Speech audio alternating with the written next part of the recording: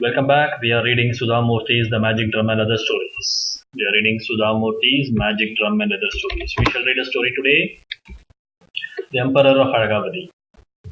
So, in the story of Emperor of Aragavadi, we have a very famous special character called Sumant. Sumant was a bright young man who lived in Vidishanagara in ancient India. He had been orphaned when he was very young and had fend to himself from an young age. As a result, he was smart and cunning.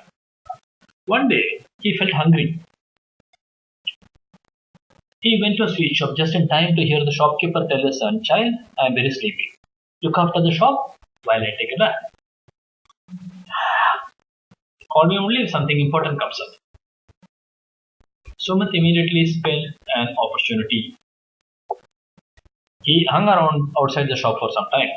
Then he went and announced loudly, "I am your father's best friend's son. Give me the best sweets in the shop." The boy, who had never seen Sumant earlier, was suspicious. "What's your name?" he asked. "My name is Fly," said Sumant.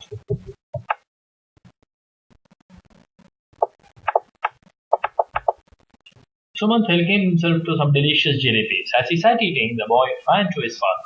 "Father, Fly is eating the sweets. What should I do?" The sweet shop owner was in a deep sleep. He mumbled, "How much can a fly eat? Let him be. Now go away." So saying, he turned over and started snoring loudly. Sumant, meanwhile, had finished the jalebis and had pulled a pile of gulab jamuns towards him. The poor boy could do nothing but watch him demolish them all. Finally, Sumant took 2 boxes of best sweets in the shop and left without paying a single paisa. He walked straight to Kanagachandra. Kanagachandra was the biggest Mysore of Vidishanagara. Sumant presented the boxes to him and said, "Here is a present for one of the Vidishanagara's greatest men. I am only a poor man. I have nothing more to give you." Kanagachandra peeped into the boxes and was delighted to see them, chock full of delicious mouth-watering sweets. "Sir," said Sumant humbly, "I have only one request. Can I have these 2 boxes back, please?" Kanaga was only interested in the sweets, so he said graciously, "Of course, of course. Please go inside the house and tell my wife to give you 2 vessels to put these 2 sweets in. Then you can take the empty boxes." Sumant walked into the kitchen, where the wife was cooking lunch. "Your husband has asked me to give 2 gold coins," he announced to the astonished woman. "What? Are you out of your mind? My husband will say never such a thing."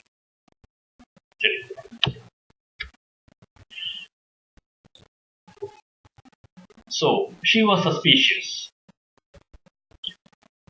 Sumant called out in top voice, "Your wife has refused to give me what you have asked for." Kanaga was in the middle of negotiating a handsome deal with the merchant. Irritated by the disturbance, he called out to his wife, "Just give him what he wants." So Sumant walked out, whistling loudly, with 2 coins in his pocket. Of course, he had left the boxes and the sweets for Kanaga and his wife. Now he went to the outskirts of the city and buried 1 coin under a bush. Then he sat next to it with a stick in hand. As soon as he heard the sound of a horse approaching, he started waving his stick around and pretending to examine the nearby bushes.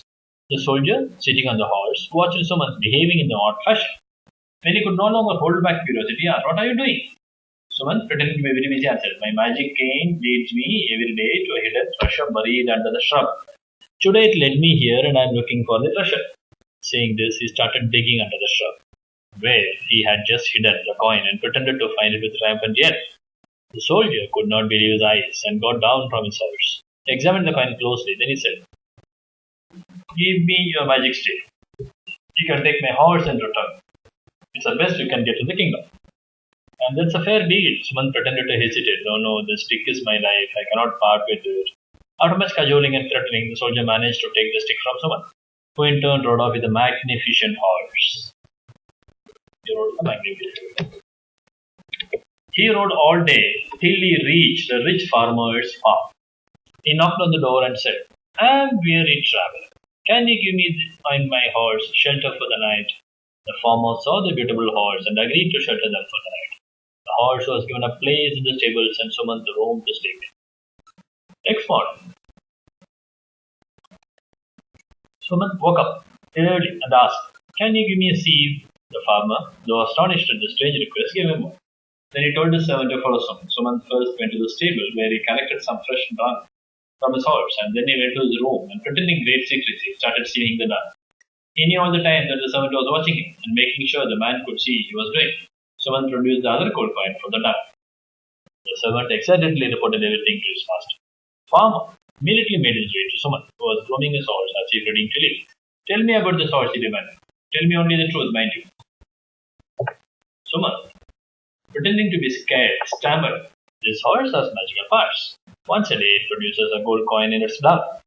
The farmer was very greedy. He said, give me the horse. I will give you 200 gold coins in return. Suman pretended to hesitate for a while. And then, making a show of great reluctance, handed over the reins of the horse to the farmer and trotted off on foot, a bag full of coins jingling in his pocket. It was evening. By the time he reached the next village, he took shelter in the house of an old couple. When he went out to the nearby forest in the morning, he spotted an old woman sitting outside a small hut. Her young granddaughter was washing some clothes nearby. He told the woman, do as I say and you will be rich. So saying, he went back to the couple. He had a bottle full of green liquid in his hand. What is this? asked the old man when he saw Suman. It is a medicine to make you young. I discovered it during my wanderings in the Himalayas. The man asked, do you have any proof of its effects? I'll show the effects to you only if you pay me in gold, said the village woman. And having struck the deal, led them to the old woman's hut in the forest. The old woman was sweeping her courtyard. Someone pointed out to the couple and said, I'll give you my medicine. Just wait and see what happens. Then he marched up to her and slipping some money into her hand, along with the medicine, said, drink. The woman had the medicine and disappeared into the house. Immediately her granddaughter emerged, wearing identical clothes, and started sweeping the courtyard, as if nothing had happened. The couple was impressed. Give us the medicine, they clamored. Suman took 100 coins from the man and gave him some syrups to make him unconscious. Then he told his wife, he is sleeping. He is so old. He will be some time before the medicine takes effect. He will be a young man. When he wakes up, I will give you your dose tomorrow. But the old woman would not agree. Give me my dose now. If my husband wakes up and sees his wife and old woman, he will start looking for some money. Suman, pretending to be reluctant, gave her a spoonful of herbs which made her unconscious. Only after she paid him 100 gold coins. Thus, many days passed, and Suman made a living by cheating out Nico with a smooth talk and tall promise. The king of Vidishanagara heard about it and ordered his arrest. Suman walked into the king's trap. When he was produced before the king, you are a cheat, said the king. He ordered his soldiers, put him in a bag, and when the sun sets, throw him down a mountain cliff. The soldiers stuffed Suman into a bag and left him under a tree, waiting for the sun to set. Inside the bag, Suman's clever brain was ticking. He was thinking in his mind what to do. Suddenly, he heard what sounded like the footsteps of an elephant nearby. He started shouting, help, I don't want to be king, help, someone please. The man riding the elephant heard these strange words coming out of a bag and opened it. Suman jumped out and said, thank you, sir.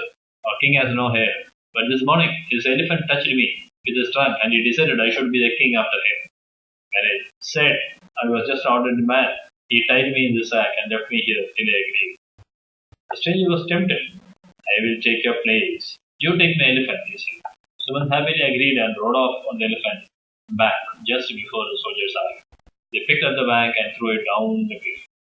Next day, Suman came back into the city, seated on an elephant. He marched up to the king's court and in answer to everyone's surprised questions, said, when I was thrown off the cliff, I landed in a beautiful kingdom called Ayagavati in the well. Its streets are paved with gold and everyone has masses of gold and silver scattered all over their houses. But they have no king. And when I landed among them, after being thrown from the mountain, they decided to make me their king. Today is my coronation. Please come with me to Ayagavati. The king heard the story in silence. Then he said, Suman, you have told many stories in your life, but this one I will not believe. I know that valley well. There is no Ayagavati there. Since you are so clever, why don't you use your wits for the betterment of this kingdom and not just for yourself? Suman was silent. No one had praised him or offered him a better life even before. He accepted the king's offer. He went on to study under the best pundits of the kingdom. One day, he was known all over the world. He was known all over the world, all over the country as the wisest of the king's ministers. This is the story, The Emperor of Ayagavati, from The Magic Drum by Sudhamurthy.